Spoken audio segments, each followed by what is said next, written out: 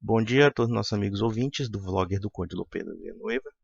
Muita gente me perguntou a respeito da entrevista do deputado Marcel Van Hatten a respeito de algumas opiniões relacionadas à reforma protestante e aquele velho mito de que país protestante é sinônimo de país rico e país católico é sinônimo de país pobre, não? E, claro, a exaltação da liberdade de mercado. Ah, não, nos países protestantes a liberdade de mercado é mais garantida, etc. Só que esses mitos alardeados tanto pelos liberais como também pelos protestantes não se sustentam quando nós fazemos uma avaliação histórica mais profunda. O senhor Marcel Van Hatten cita Max Weber, né? E nós percebemos que as opiniões que ele tem sobre o sociólogo alemão são extraídas ou de Wikipédia ou então de. Sabe aquelas matérias que falam assim, cite a relação do protestantismo com o capitalismo, naquelas aulas da quinta série primária que nós estudamos sobre a reforma protestante? É mais ou menos o tipo de padrão opinião do senhor Marcel Van Hatten. Ele certamente não leu Max Weber. Como, aliás, eu digo que até mesmo o Tonioli também fala a mesma coisa. Não, porque país protestante é sinônimo de país rico e país católico é sinônimo de país pobre. O foco do Max Weber nunca foi isso. É justamente o contrário. Ainda que Max Weber perceba que em alguns países protestantes, e não são todos os países protestantes, por exemplo, ele fala que o luteranismo, em muitos aspectos, tem um ethos muito próximo do catolicismo. Por outro lado, ele fala de alguns segmentos protestantes, que no caso é o calvinismo e também o pietismo, né, que é uma seita que surgiu tanto na Holanda como também tem alguns segmentos luteranos que surgiram por volta, né, do decorrer da Reforma. Portanto, baseado nisso, ele fala que o protestantismo calvinista e também pietista, mas principalmente o calvinista, ao romper com determinados aspectos simbólicos existentes no catolicismo, né, e, portanto, aplicando o conceito da predestinação, eles acabam desenvolvendo uma ética de trabalho como um elemento disciplinador da sua conduta. Ou seja, o protestante calvinista é aquele que não tem certeza da sua própria salvação. Por outro, para ele ter consciência de que ele é salvo, ele precisa fazer obras, precisa fazer uma disciplina do trabalho, e inclusive domesticar sua vida nos mais aspectos comezinhos para ter certeza da própria salvação. E isso difere do católico porque não é que o católico seja hostil ao trabalho, é que o católico não vê o trabalho como um fim em si mesmo, mas sim como um meio. Então vejam que Max Weber é um autor que tem várias nuances. Em nenhum momento ele está ali exaltando a reforma protestante. Em nenhum momento ele está dizendo, olha, os protestantes são mais ricos porque existe liberdade econômica. Muito pelo contrário. As sociedades protestantes são extremamente rígidas, pelo menos eram, até caírem e descambaram para o liberalismo total. E existe até um paradoxo do protestantismo, porque, por um lado, se o protestantismo nega o livre-arbítrio, por outro, eles permitiram um mais completo pelagianismo, que é a mentalidade liberal. O que é o pelagianismo? É uma heresia muito antiga, criada por um monge britânico chamado Pelágio, que dizia que o homem escolhia os meios da própria salvação, negava o elemento da graça e negava, inclusive, o pecado original. Mas são os delírios próprios de uma heresia. Os delírios próprios de uma mentalidade que, se por um lado cai numa completa fatalidade teológica, por outro lado cai num completo liberalismo. Embora esse fatalismo protestante, esse fatalismo calvinista, nós observamos, principalmente na Inglaterra, quando a concepção da salvação, a concepção dos eleitos é substituída por outras formas, ainda que secularizadas, de eleição.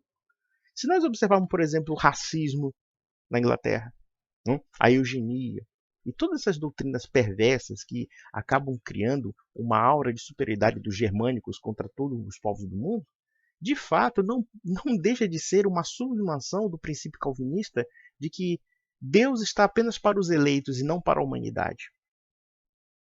Deus não quer salvar a humanidade, mas sim somente os eleitos. E claro, nós observamos que no liberalismo, pelo menos no liberalismo britânico, na vertente de um Spencer, na vertente inclusive desses eugenistas, né, existem pessoas que têm certos aspectos especiais por conta de uma racialidade, por conta de uma origem, etc. Algo que é incompatível com o pensamento católico, porque o pensamento católico, por definição, é universalista. E vejam que essa ética protestante, ainda que possa ser um elemento complementar da prosperidade de alguns países, ele não foi um elemento totalmente determinante. Existem outros aspectos determinantes. O Marcel Van Hatten afirma que a Holanda é um país de comerciantes, sempre houve uma tradição do comércio, não sei o quê, e a reforma protestante, de fato, canalizou isso. Isso é completamente falso. A Holanda, se nós entendermos no caso Flandres e outras regiões ali do centro da Europa, já eram empórios comerciais muito antes da Reforma Protestante, já na Idade Média. Se nós voltarmos no século XII, no século XIII, as regiões comerciais mais ricas da Europa eram a Itália, a região de Flandres, né, de Borgonha, enfim, até a parte da Holanda, e também a região da Catalunha, que era um empório comercial por volta do século XIV e XV. Ou seja, eram esses três pontos os mais prósperos da Europa no âmbito do comércio. Observem que grande parte das práticas comerciais que existiam, não somente na Holanda, em Flandres, ou Flandres, né? Flandres acho que é, no caso Flandres é em espanhol, né? Flandres, né? E inclusive no norte da Europa, não foram criados pela Reforma Protestante, já existiam. Nós temos, por exemplo, a chamada Liga Hanseática. A Liga Hanseática era uma aliança de mais ou menos 40 cidades que iam de Flandres até Novgorod, na Rússia. Ou seja, todo o norte da Europa tinha uma relação de comércio entre cidades. E isso sem contar a Itália. A Itália tinha relações comerciais com a Holanda. E vocês já perceberam que dentro desse processo de urbanização e até mesmo de industrialização, porque existia a manufatura no século XIV e XV, foi a partir daí que surgiu também a arte, a pintura e etc., como no caso do Renascimento italiano ou mesmo da pintura holandesa do século XV, porque havia uma conexão entre essas regiões do ponto de vista comercial e do ponto de vista artístico também. Embora, claro, que a pintura holandesa é muito diferente da, ou pelo menos a pintura flamenga, né, seria o termo mais correto, é muito diferente da pintura italiana em alguns aspectos de traços, etc.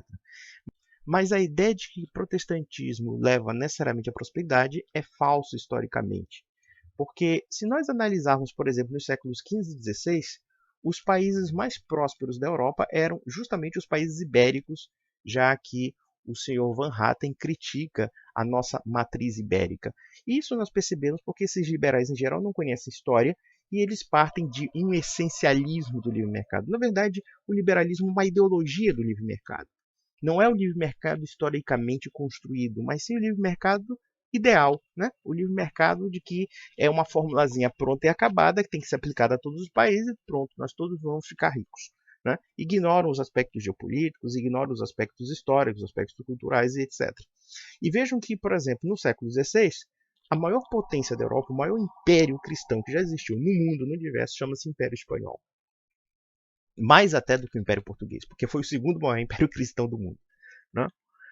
E observem que no século XV, quem criou o comércio mundial não foi a Inglaterra, não foi a Suécia, não foi a Dinamarca, não foi a Alemanha, na verdade não existia nem mesmo a Alemanha, existia o Sacro Império Romano-Germânico, né? Não foi Flandres, mas sim Portugal. Portugal é que de fato criou as rotas marítimas para as ilhas e, portanto, né, acabou, digamos, iniciando e expandindo o comércio mundial que era restrito ao Mediterrâneo. Então já observamos pelos meros detalhes o quanto essa proposição de que catolicismo, miséria e protestantismo, prosperidade é um enunciado falso. Não somente falso, é falsificador até.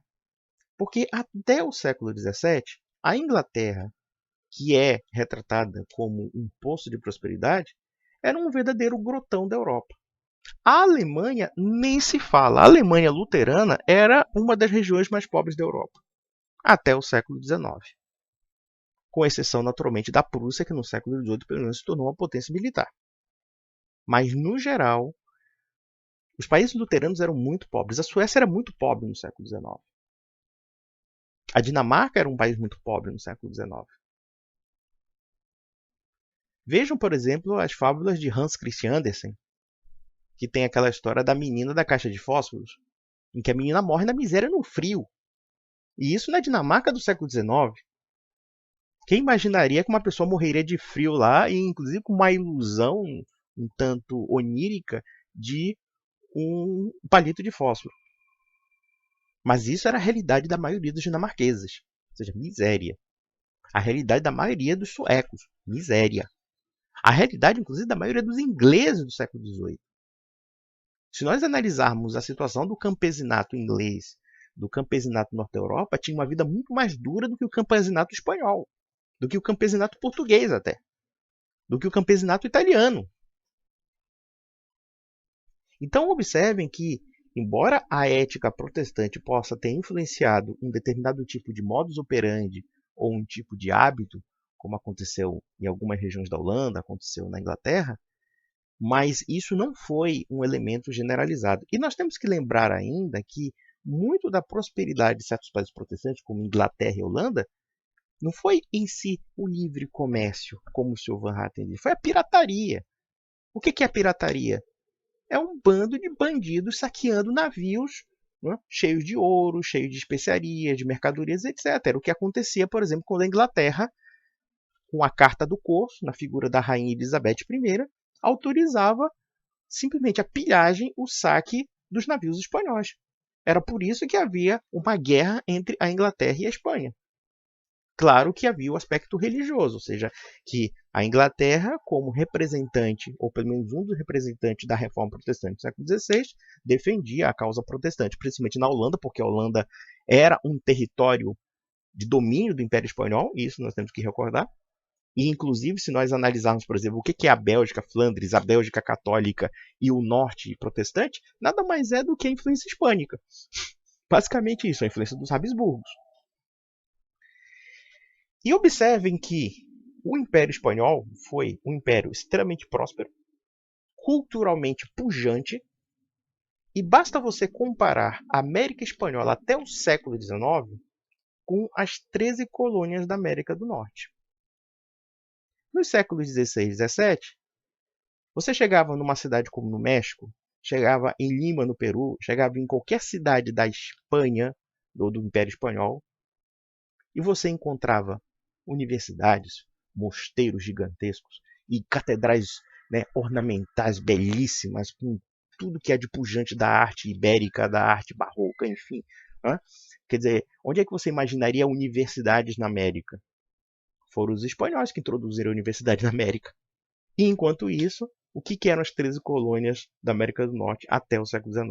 Era um bando de cidadezinhas medianas, cujas casas eram de madeira e cujas condições de vida eram muito mais duras do que na vida do mundo hispânico.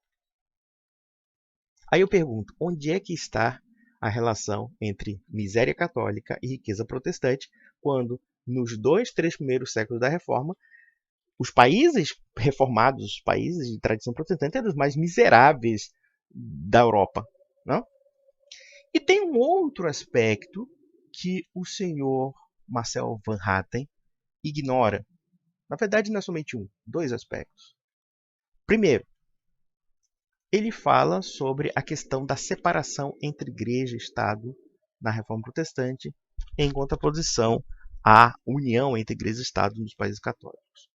É aí que você se engana, Van Hatten. Na verdade, quem criou a igreja estatal foi o protestantismo. O luteranismo é o quê? O que aconteceu nos países de formação luterana, até mesmo como a Prússia e outros? A igreja se tornou estatal. Como na Suécia, a igreja se tornou estatal. Como na Inglaterra, se tornou estatal com a igreja anglicana e assim sucessivamente. A separação entre igreja e Estado aconteceu principalmente nos Estados Unidos, né, com a questão da Revolução Americana, né, e inclusive porque havia muitas seitas protestantes, porque nós temos que nos recordar que os Estados Unidos foram formados por seitas protestantes que foram dissidentes das seitas estatais ou das igrejas estatais instituídas pelas monarquias da Europa protestante. Então observem que, com exceção da Holanda, que havia vários segmentos calvinistas e eles brigavam entre si, de resto, cada país de formação luterana e até mesmo países de formação calvinista havia uma igreja estatal. Então, essa separação entre igreja e Estado é algo muito recente, até mesmo no mundo protestante. Foi a partir do século XVIII e XIX. Por quê? Porque houve tanta briga teológica, tanta briga religiosa, que no final alguns países, de fato, aderiram a uma maior liberdade religiosa. E a uma separação cada vez maior entre igreja e Estado. E mesmo assim, muitas nações protestantes, como a Dinamarca, como a Suécia, como a Inglaterra, como a própria Alemanha, eram países cujas igrejas eram estatais. E o outro mito alado do Sr. Van Hatten, que é o mito liberal. Não? Inglaterra, Holanda sempre foram países liberais no comércio. Isso é completamente falso. Na verdade, esses países foram abertamente protecionistas, principalmente a Inglaterra. Eu poderia citar, inclusive, que esse protecionismo já começa já no século XVII, com a figura de Oliver Cromwell. Nós sabemos que quando Oliver Cromwell se tornou Lord Protector em 1651, se não me falha a memória, posso estar errado na data, ele simplesmente impôs restrições à marinha mercante holandesa, porque antes de Cromwell, grande parte do comércio da Inglaterra era feito por navios mercantes holandeses. E, portanto, Cromwell estabeleceu que os navios mercantes deveriam ser ingleses, ou seja, uma medida protecionista. E o que ocorreu? Ocorreu uma guerra entre Inglaterra e Holanda, em que a Inglaterra saiu vitoriosa. E isso sem contar outras medidas protecionistas. Quer dizer, grande parte da industrialização inglesa e industrialização americana se permitia uma relativa liberdade interna no âmbito econômico, mas no âmbito externo havia um feroz protecionismo.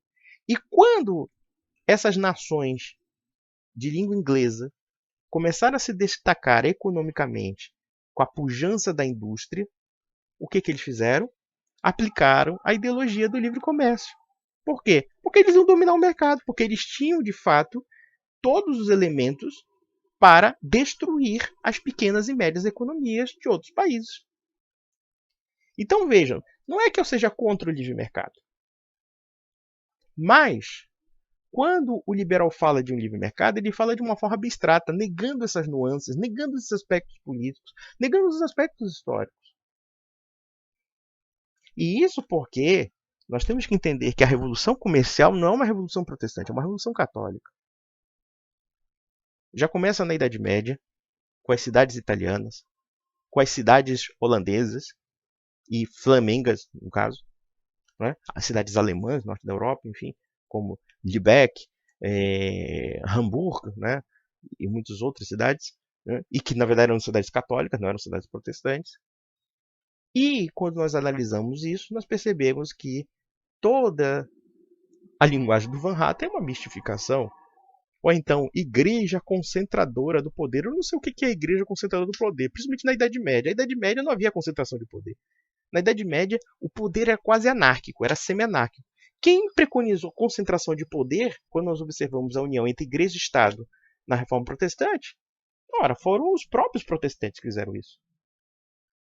Quando os luteranos e os calvinistas instalam as suas igrejas nacionais e transformam os seus ministros como funcionários do Estado, quem de fato é o chefe da igreja? São os reis. Os reis têm, numa tacada só, o poder temporal e o poder espiritual da igreja. E depois disso, com o processo de secularização que ocorre nos países protestantes, a igreja é deixada de lado e só fica o Estado, o culto cívico, nacionalista, patriótico, que nós vemos nos Estados Unidos e alguns países também protestantes, que agora, cujas igrejas cristãs são cada vez mais insignificantes e perdem espaço na vida pública. Então, meus amigos, é isso. E um conselho Van Hatten. Vai estudar história, seu bobolhão. Um grande abraço.